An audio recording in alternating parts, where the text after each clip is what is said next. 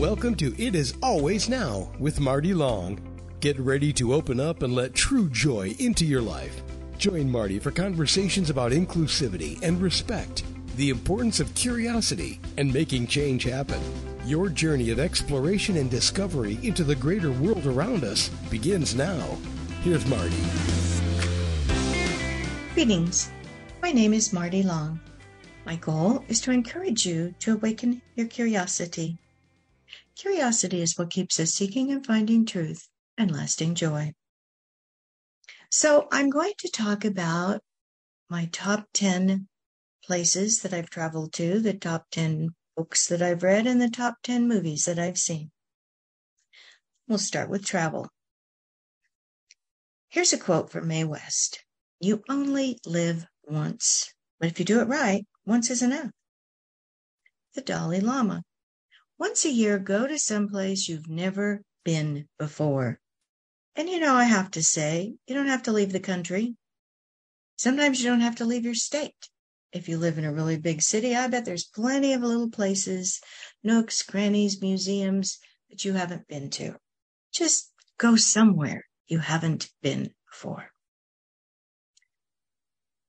Now, here's my travels that I've been to that, looking at it, at least at this moment in time, these I would call my top 10. Number 1, years ago, I was able to take a picture of the Christ statue in Rio de Janeiro while standing at the foot of it on a foggy day. At the time, I was frustrated that it was foggy, but I've come to see it as a great example of how distant God sometimes seems. And I still get the same feeling I had when I look at the picture and think about it. Mandello dell'Orio, Italy. Now, this is a small town on Lake Como, but not, if you can picture it, and you've seen the map, Lake Como kind of has like two legs on a pair of pants. The western leg is the one where all the fancy houses are, where the rich people live, and where most people want to go.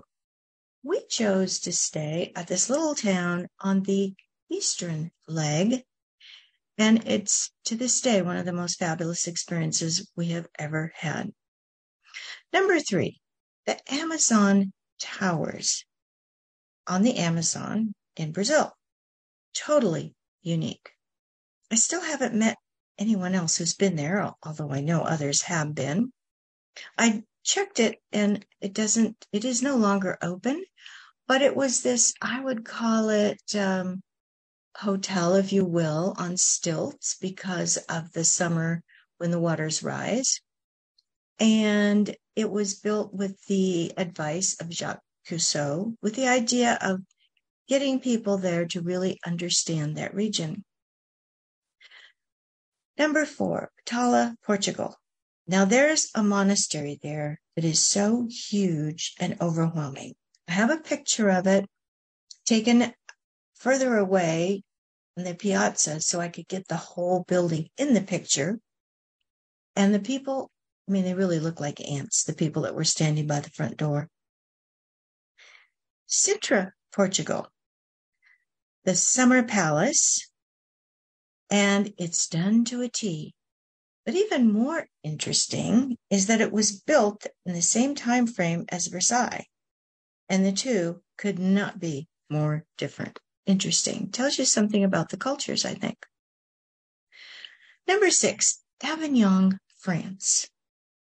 Now, we were there for several weeks, and we went on a dinner cruise, and they showed us and talked about this bridge, obviously a very old style bridge built long ago, that only went partway into the water.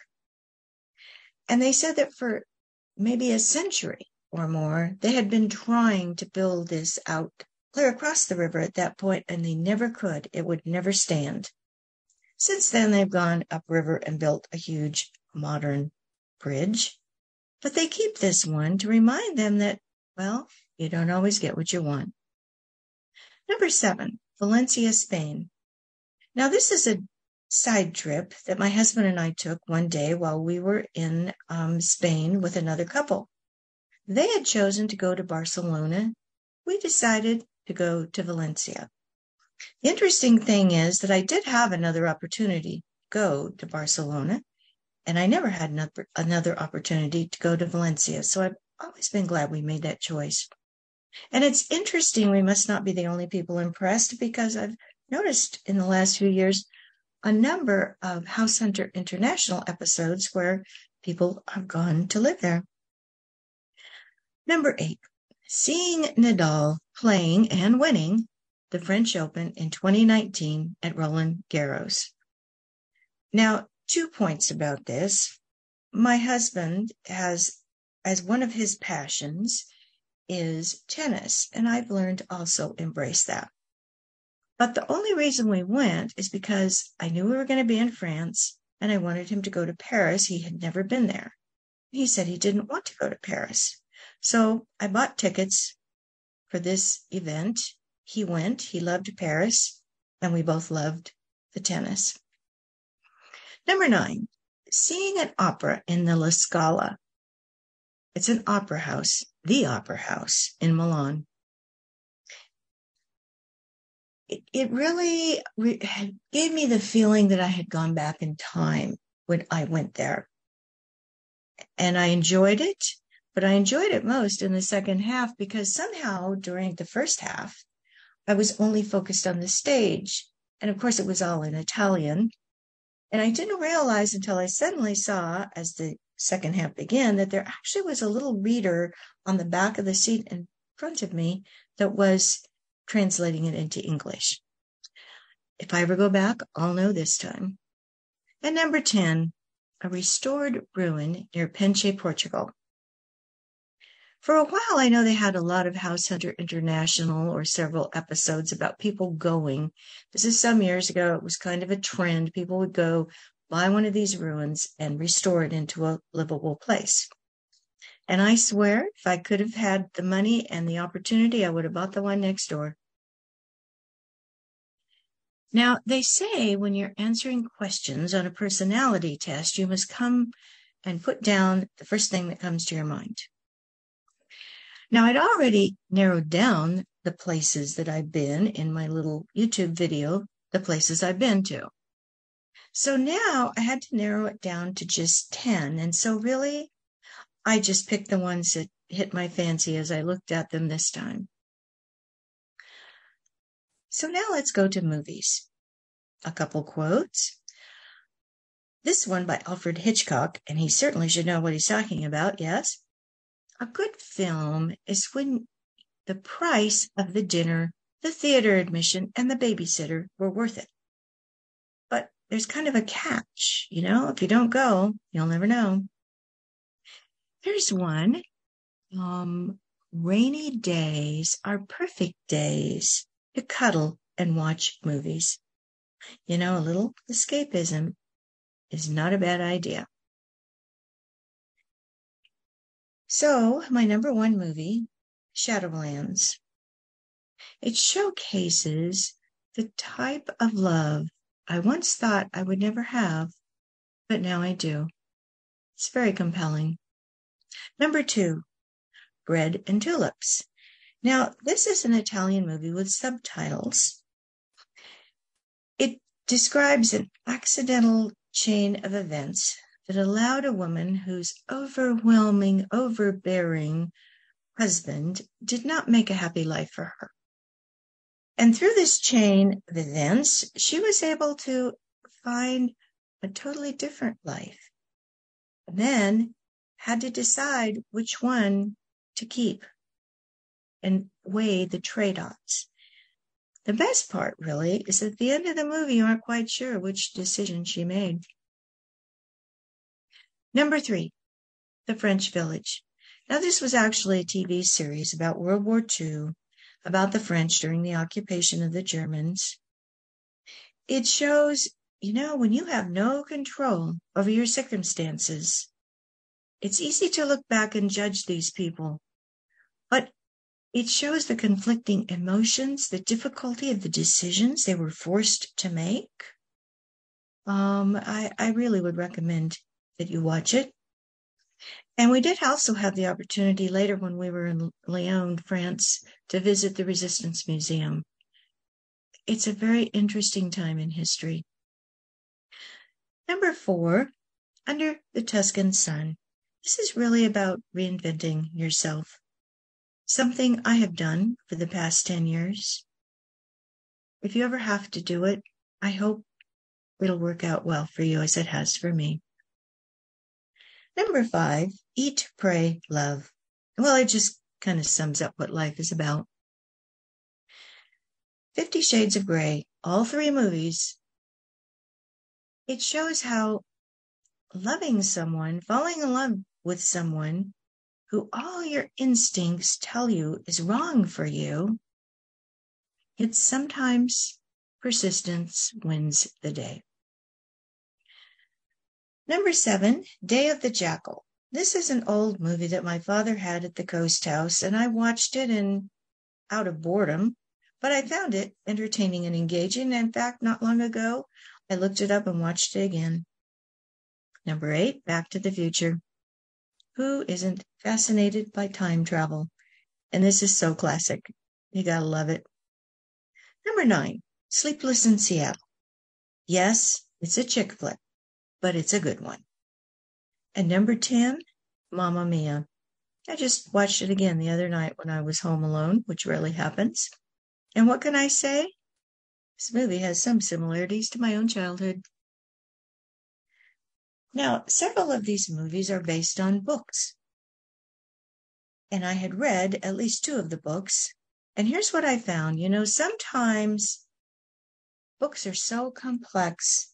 And when a producer goes to recreate a movie, they have to decide, how to take this book with all this information that takes hours to read and put it down into a 1 or 2 hour movie. One of the movies I think did it very well was Eat, Pray, Love. I feel like the things they left out were kind of superfluous, and I got the same feelings, emotions, message from both the book and the movie.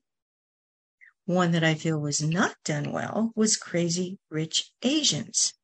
Kevin Kwan did a masterful job of taking his experiences in Singapore and his knowledge of the rich people there, creating characters, and he developed the personalities of so many of those characters, which is hard to do. And most books only really develop the personalities of 1 or 2 characters.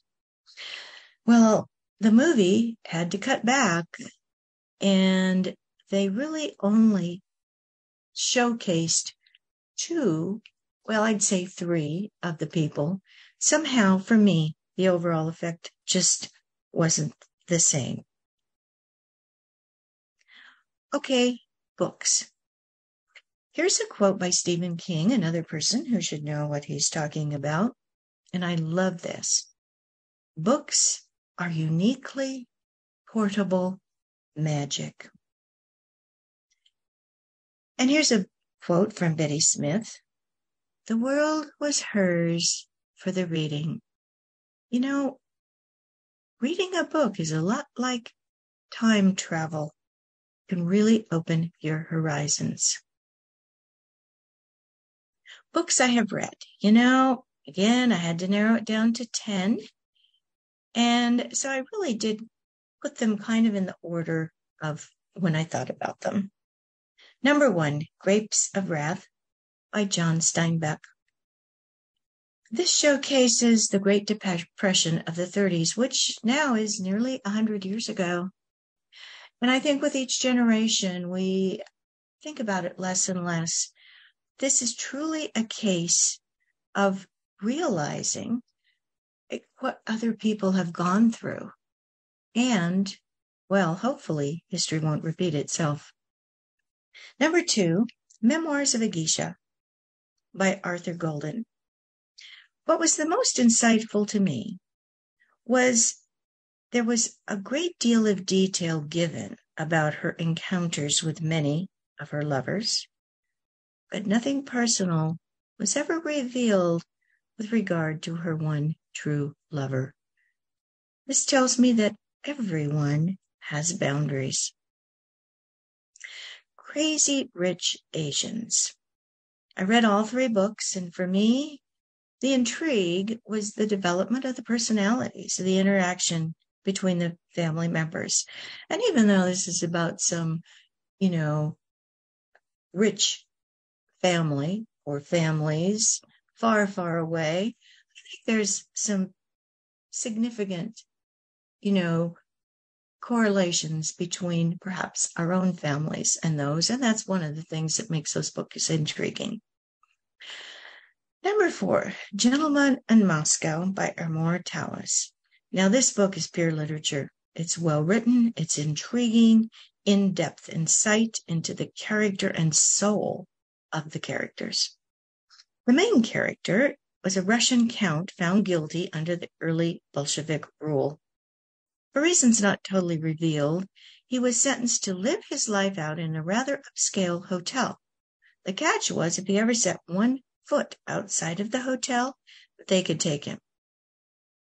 Now, this intelligent, educated man managed to create a full and meaningful life under these very restrictive circumstances. I believe this is one of the best books, if not certainly the best book I have read in the 21st century. Number 5, The Good Earth by Pearl Buck. Another piece of literature that won Nobel Peace Prize, or the Nobel Prize for Literature, was based on China during the 20s when there was so much turmoil. And it really showcases the strength and ability of human nature to start with nothing and slowly find ways to make yourself ever more self-sufficient. Number 6, The Diary Nannies. So a struggling graduate from NYU was trying to pay for not only school, but her microscopic studio apartment. So she takes a position caring for the only son of family X. She rapidly learns the insane amount of juggling involved in a Park Avenue wife's life who doesn't work, cook, clean, or raise her own children, and yet she somehow seems to have a smooth day. Well, the book is written in a very engaging and readable way and good for a lot of laughs. This next book is about spirituality, Mere Christianity by C.S. Lewis. He has been touted as the greatest Christian apologetic of the 20th century. And honestly, should you be at all interested in my beliefs, I find nothing in that book I disagree with. The next one is an analogy. Who moved my cheese? Change is inevitable. Yep, most of us are uncomfortable with it, and for all the right reasons. Now, through this simple story, Dr. Spencer Johnson illustrates how people react to change and how we can manage change in a more constructive way. I think it's still a very credible book. There's so many books, and so books come and go and kind of fade away. And if this is one of the books you missed, I would recommend you go back and read it. I was actually required to read it when I worked for McKesson, and I think many other companies did the same thing. My last 2 books are about science. Not that I didn't enjoy them, but I admit they're deeper and take more effort to read, so perhaps that's why they're 9 and 10. I don't know. The first one, Chaos, Making a New Science by James Lick. The message that jumped out at me is the danger of basing sweeping conclusions on limited data. We only can go back 2, maybe 300 years and say that we have solid data to base our conclusions on. And yet the Earth the amount of time this earth has been around makes those 100, 200, 300 years minuscule. Just saying. Number 10, Reality is Not What It Seems by Carly Rovelli. And no, I haven't finished the book yet, but so far he has described how our understanding of reality has evolved over time. He moves through logic that brings our current time to conclusions. Well, the bottom line, there's a vast universe still largely undiscovered. Now, I want to talk about the book I never finished. I started reading Gone with the Wind one summer when I was in high school. I found it quite engaging for the first 2/3 of the book, and as you know, it's not a short book. But then it began to bog down. There's kind of predictable cycles. I remember putting the book down and thinking, I know how this is going to end. So I turned to the last page, and sure enough, just about what I expected. Come to think of it, I stopped watching the movie in about the same place. I like what C.S. Lewis said. There are people who it's like, oh, you start a book, you have to finish it. Well, here's what Lewis said. On the obligation to finish a book. And this is in his Mere Christianity, the chapter on time and time beyond. He says, it is a very silly idea that reading a book you must never skip. All sensible people skip freely when they come to a chapter which they find is going to be of no use to them. Thank you, Dr. Lewis. So there you have it. Perhaps you will want to read some of the books or see some of the movies I've listed. But why not take this as a challenge to make your own lists? Perhaps different topics. If you do, I'm quite certain you will find, as I did, that you will learn more about yourself while doing it. So remember, now is always the time to open your mind to the world around you. It is always time to develop what you really are at this moment and where you're headed. It is always now.